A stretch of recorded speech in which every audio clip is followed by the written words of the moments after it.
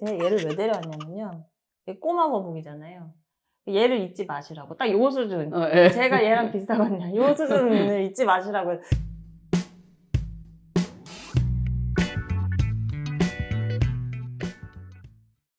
네, 여러분, 여기는 제로 에너지 바입니다. 네, 지난주에 예고 드렸죠. 저희가 완전히 새로운 코너 또 이제 마련을 했는데요. 네, 이름하여 왓더 이 아니고 왓더 사이언스입니다. 네, 진짜로 과학을 위한 그런 코너인데요. 또 기후 대응을 하려면 여기에 필요한 과학, 이 세 개가 또 어마무시합니다. 그래서 저희가 과학을 집중적으로 풀어보는, 그래서 어디 가서 좀 밥 먹으면서 좀 아는 체 하기 딱 좋은 그 정도 수준으로 저희가 풀어보는 그런 시간을 가져갈 건데요. 네, 그래서 오늘 첫 순서는 이제 우리 근원부터 살펴봐야 되지 않겠습니까? 우리 지구 에너지의 근원, 바로 태양이죠. 그래서 태양 에너지로 무언가 전기를 만들어내고 하는 이 세계를 좀 들여다보기 위해서 저희가 전문가분을 모셨습니다. 한국에너지기술연구원 태양광연구단의 곽지혜 단장님 모셨습니다. 네, 안녕하세요. 네, 안녕하십니까. 네. 곽지혜입니다. 초면에 좀 죄송스럽긴 한데 좀 개인적인 거 여쭤봐도 돼요? 네. 네, 몇 학번이세요? 여기 여기 써주세요. 말씀이 곤란하면은. 그 중에 공개 안 돼도 되는 거죠? 네. 저보다 좀 많이 저는- 언니시네요. 기다려. 내 거만 까는 저요? 거야? 저는 요거. 네. 네. 알겠어요. 제가 왜 여쭤봤냐면, 네. 이제 그 시절에는 태양광이라는 게 뭐 별로 네. 얘기가 안 됐던 시대랑, 지금 태양광 연구단 단장님이신 거잖아요. 네, 그럼 맞습니다. 이런 거 하려면 무슨 과 나오신 거예요? 사실 이제 태양광이 뭐 지금도 되게 많이 필요하지만 그런 과가 따로 있지는 않잖아요. 네. 어떤 특정 에너지원은 과가 있지만 요즘에 에너지융합과나 에너지공학과 이런 게 생기긴 했는데 사실 태양광이 되게 많은 전공이 필요해요. 저는 화학과를 나왔는데 화학과. 예, 사실 태양광으로 발전을 해서 전기를 만드는 거니까 음. 전형적으로 전기공학, 전자공학 하신 분들은 당연히 많이 있는데 또 태양광 패널까지 가기에는 이제 시스템 전에 모듈이 있고 모듈 전에 태양전지가 있잖아요. 그럼 태양전지는 기본적으로 반도체 재료란 말이죠. 이제 반도체 학과를 나오신 분도 있고 신소재공학과 나오신 분도 있고 어떤 물리적 현상을 봐야 되니까 물리학과 나오신 분도 많고 저처럼 이제 태양전지 소재가 잘 개발돼야 되니까 그 화학과 나오신 분도 많이 있어요. 그렇군요. 네. 네. 그 태양광이라고 하면은 이제 기본적으로 빛으로 우리가 에너지를 얻는 거잖아요. 그럼 그렇게 생각을 해보면 그거 아십니까? 시아노박테리아 아십니까? 맞아. 모르시네. 화성 가서 또 그걸로 네. 뭐라고 다 공급하게 해보자 맨날. 저희 딸이 숙제하다가 그러니까. 검색하면 제일 먼저 나온다는 거. 네, 녹조 네. 기사 쓸 때 늘 나오는 네. 시아노박테리아 있거든요. 그런 애들이 수십억 년 전에 등장했을 때부터 사실 일어났던 일이잖아요, 자연계에서. 그런 어떤 이제 뭔가 광합성 하는 거랑 네. 이거랑 많이 달라요, 태양광. 태양전지 얘기하면은 당연히 태양에서 빛을 받아서 네. 에너지를 생산하는 거니까 광합성 얘기들 많이 하시는데 뭐 식물은 빛을 받아서 자기가 필요한 에너지를 생성하는 거고 화학적으로 그리고 태양전지는 빛을 똑같이 받아서 전기를 생산하는 게 다르지만 네. 원리나 이런 것들은 다 다르기 때문에 완전 다릅니까? 예, 그리고 이제 뭐 말씀하신 것처럼 그 몇 수십억 년 전에부터 나온 박테리아니까 초기에 그런 식물들이 태양빛을 이용할 때는 자기네 살기 좋게 생존을 위해서 사용돼 와서 어떤 식물들은 이제 태양빛이 너무 강하면 걔가 이제 스스로를 죽이면 안 되기 때문에 에너지의 뭐 80%까지도 버려진대요. 우리는 사실 에너지를 최대한 쓰고 싶잖아요. 그러니까 또 그 부분도 좀 달라지고 다른 점이 더 많다고 보는 것도 맞을 것 같아요. 그럼 이렇게 신박한 생각을 한 게 누구예요? 어떻게 태양빛으로 전기를 만들 생각을 했을까요?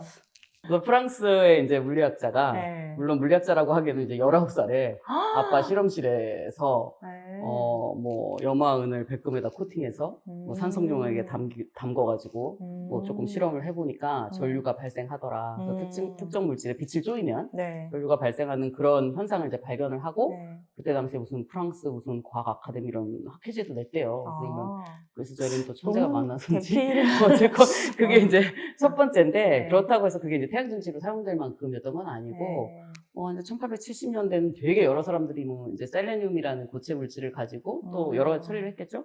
그래서 그런 비슷한 실험들을 하면서 여기서 또 전기 나오는 거 맞네. 근데 효율이 한 1% 정도였다고 1%요? 네, 그래서 그것도 이제 상업적인 그런 건 아닌데 진짜 상업적으로 좀 고민하게 된 거는 그 폴란드 화학자 중에 이제 초크랄스키라는 사람이 있어요. 쇼크라스키. 네, 초크랄스키. 이게 이제 태양전지 하는 사람들은 다 아는 이름인데 그 사람은 이제 금속 반응의 속도를 연구하는 사람이었대요. 그래서 실수로 1916년인가 뭐 이제 자기가 이제 그러니까 펜촉을, 네. 잉크를 이렇게 담글려다가 실수로 네. 녹은 주석에다가 담가다 뺐는데, 네. 빼서 올리다 보니까 이렇게 금속 실처럼 이렇게 따라 나온 걸 보고, 네. 아, 뭔가 시드 물질이 있으면 얘를 단결정을 만들 수 있구나라는 단결점이 현상. 뭐예요? 그게 뭐냐면 이제 결정이 다른, 결함이나 그런 것도 없이 하나의 방향으로 쫙 자라는 거예요. 그게 이제 그런 현상이 발견되자, 있다는 건 이제 그때 알았는데, 실제로 응용이 된 거는 이제 1940년대 말에서 50년대 초에 실리콘으로, 실리콘 화합물들이 막 있을 거잖아요. 그 많이 드는 실리콘 재료는 막 모래에서 추출되기 때문에 네. 그만큼 범용이다. 그래서 웨이퍼에 쓰인다 이런 말씀 많이 듣잖아요. 네. 그러니까 그런 것들이 막 섞여 있는 물질을 녹여가지고 거기에 진짜 단결정의 어떤 실리콘을 담갔다 쭉 끌어내면 그 안에 있는 실리콘들이 여기 붙어가지고 인곳으로 자랄 수 있는. 근데 단결정이 왜 중요해요? 단결정이 왜 중요하냐면 이 실리콘 웨이퍼 예전에 혹시 이런 얘기 들어보셨을지 모르겠어요. 이제 폴리실리콘이라는 얘기. 폴리실리콘. 다결정이에요. 네. 이게. 그리고 그 다음에 싱글 크리스탈. 싱글 이걸 크리스탈. 단결정이라고 하는데 화합물이 여러 방향으로 실리콘이 여러 방향으로 막 자라 있는 거예요. 여러 방향으로 자라 있는 애들이 실리콘 태양전지를 만들 때 아니면 반도체로 어떤 다른 재료를 만들 때 효율이나 특성이 떨어지는 거죠. 그래서 단결정으로 키운 싱글 크리스탈 한 방향으로 키운 실리콘 인곳을 잘라서 웨이퍼를 만들었을 때 걔가 이제 효율 특성이 좋아지는 거죠.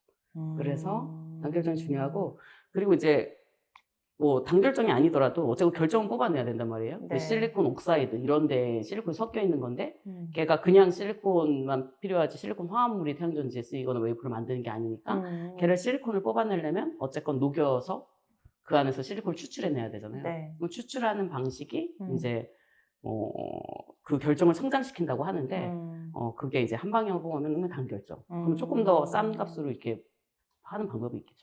그러면 이때 그 말씀하신 뭐 아까 40, 50년대? 그때부터 태양광 발전하려고 이거 기술 개발했던 거예요? 그건 아니고 아까 그건 이제 아니고. 초크랄스키가 네. 그거를 발견했을 때는 네. 그렇게까지 생각 안 네. 했다가 40, 50년대는 이제 반도체 재료로서도 인곳이 그러니까 실리콘 인곳을 키우는 실리콘 재료가 하나의 이제 금속 재료로서 한 방향으로 키우면 다른 재료에도 많이 쓸 거니까 사실 네. 반도체에도 그걸 쓰거든요. 태양전지만 만드는 게 아니라 실리콘 인곳을 키워서 걔를 순도 높게 그러니까 단결정이 중요한 이유죠. 또 순도가 높아야 되잖아요. 왜 많이 들어보셨을 거예요. 반도체 뭐 몇 메가 기억을 높게 하려면은 반도체 99.99999 열 몇 개가 있어야 되는데 이런 게 얼마나 불순물 없이 한 방향으로 결정이 성장하는 거거든요. 그러면 걔를 이제 녹인 그 용융된 실리콘 화합물 안에서 얘를 뽑아낼 때 다른 불순물이 안 들어가게 뽑아내는 거. 그러면 걔가 이제 결국은 웨이퍼가 만들어지기 전 단계의 고체 금속 상태. 그러면 진짜 죄송한데 재료로. 제가 진짜 제가 얘를 왜 데려왔냐면요. 꼬마 거북이잖아요. 얘를 잊지 마시라고. 딱 요 수준. 제가 얘랑 비슷하거든요. 요 수준을 잊지 마시라고. 그러니까 뽑아내서 그게 이제 인곳이에요. 뽑아냈고 인곳으로 웨이퍼를 만드는. 웨이퍼가 옛날에 그 바이든이 막 이렇게 흔들면서 막 했던 거 아니에요? 네.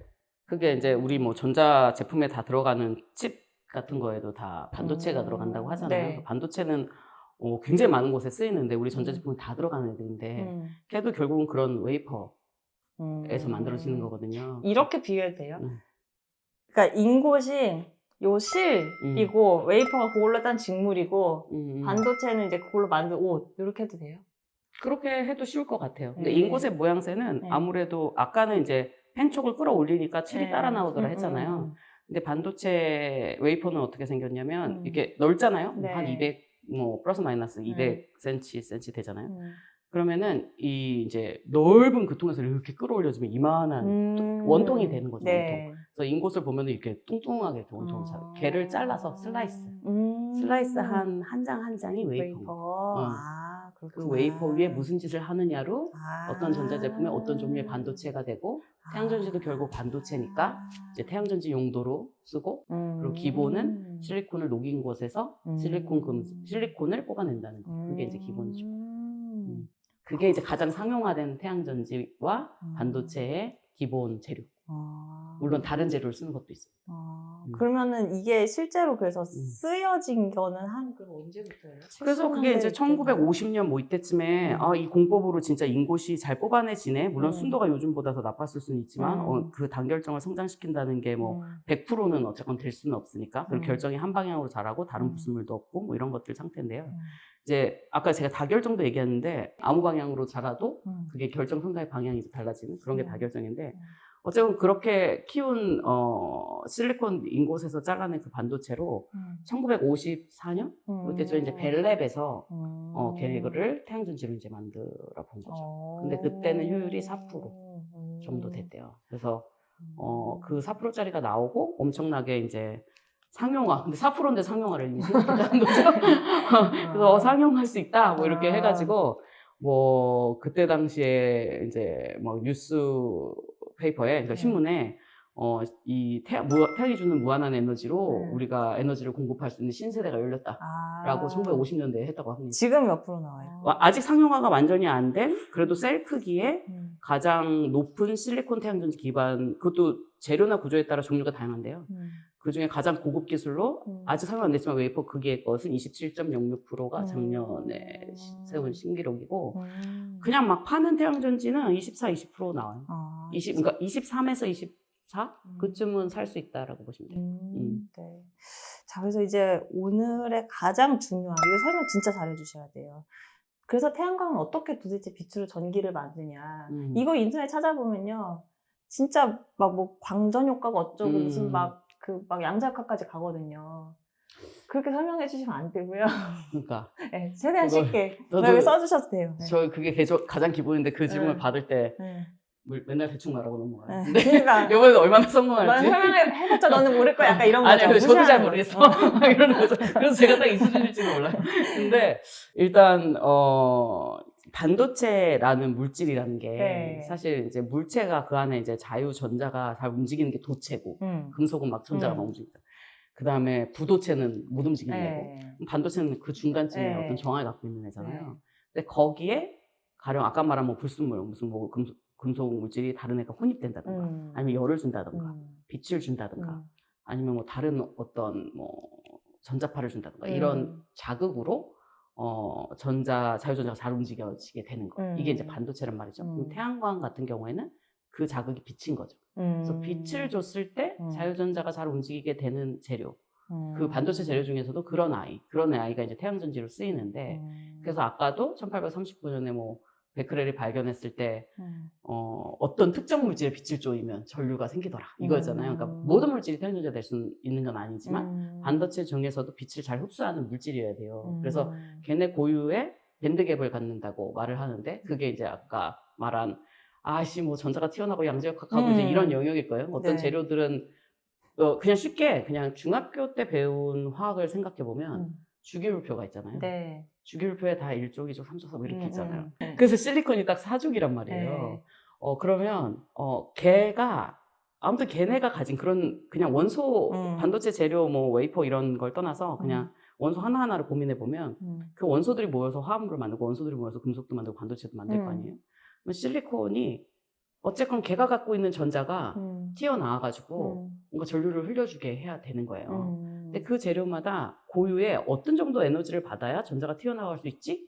하는 특성이 다른 거죠.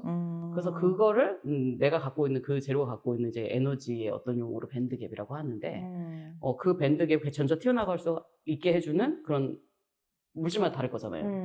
얼만큼이 필요한가가. 그게 이제 밴드갭인데 태양전지는 가령 이제 실리콘을 예를 들면 일단 빛을 잘 흡수해야 하는 물질이라고 말씀을 드렸는데 다른 반도체들도 마찬가지인데요. PN 접합이라는 걸 잘 만들어줘요. 그런 물질에서. PN 접합이요? 네. 그러니까 PN 접합은 뭐냐면 P는 포지티브, N은 네거티브예요. 네. 그래서 그냥 실리콘 화합물 그 자체는 아까 말한 것처럼 4개의 팔로 또 다른 옆에 있는 4개의 팔을 가진 실리콘끼리 합쳐지니까 다른 애들 없이 지네끼리 4개의 팔 합쳐서 8개가 돼서 안정적인 화합물을 공유결합으로 화합물을 이룬다. 이런 얘기 많이 들어보셨을 거예요. 그러니까 인곳을 뽑아내서 단결정을 키우면 걔 자체 너무너무 안정한 거죠. 근데 PN 접합이 필요하잖아요. 그 전자 튀어나오게 해줘야 되잖아요. 그러려면 그 포지티브하게 하려면 어쨌건 뭔가 다른 애를 혼입시켜서 전자팔이 잘 움직이게 해줘야 되는 거야. 그래서 실리콘 옆에 있는 애, 보론, 우리말로 붕소. 걔는 3족인 거야. 걔를 넣어주면 이제 포지티브한 실리콘 재료가 되고 기본적으로 전체가 실리콘이지만 보론이 좀 도핑됐다고 말해요. 그 다음에 인, 5족이잖아요. 옆에 있는 놈. 걔를 넣어주면 이제 네가티브한, 전자를 주고 싶은 애. 팔이 5개가 됐으니까 전자를 주고 싶은 애. 아까는 팔이 3개가 됐으니까 전자를 받고 싶은 애. 네네네. 네, 그래서 전자를 주고 싶은, 자꾸 주고 싶은 성질을 가진 N형 반도체와 전자를 막 받고 싶게 만든 P형 반도체 재료로 만들어줘서 접합을 딱 시키는 거예요. 그 전자가 그래서 왔다 갔다 네, 하게? 왔다 갔다 하게. 그렇게 해줘야 되고, 그러면 이제 한쪽은 막 마이너스가 많고 한쪽 플러스 많고, 누구는 전자를 주고 싶은 놈과 받고 싶은 놈이 있잖아요. 붙었잖아요. 그쵸, 네. 주고 싶은 놈이 받고 싶은 애한테 줄 거잖아요. 그냥 딱 접합을 시키면. 그거를 또 비율을 막 섞으려고 했는데 그런 말로 많이 해요. 전자는 전공을 다 공이라고 비교하고 이 PN 접합 부분을 경사면이라고 하는데, 경사면이 그냥 경사면에서 그게 쑥쑥 빠질 거 아니에요. 근데 살짝 턱이 있는 거예요. 그게 이제 밴드갭. 그 갭을 딱 때려줄 수 있는 무언가가 있을 때 그 공이 튀어올라서 밑으로 내려간다. 한번 내려가면 그게 계속 인가되고 있으니까 어떠한 에너지가 계속 돌게 해준다. 이제 이런 게 태양전지 원리라고 보시면 돼요. 와, 이거 진짜. 좀 나아졌어요. 네, 쉽게 설명해. 나도 모르는 얘기를 이런 식으로.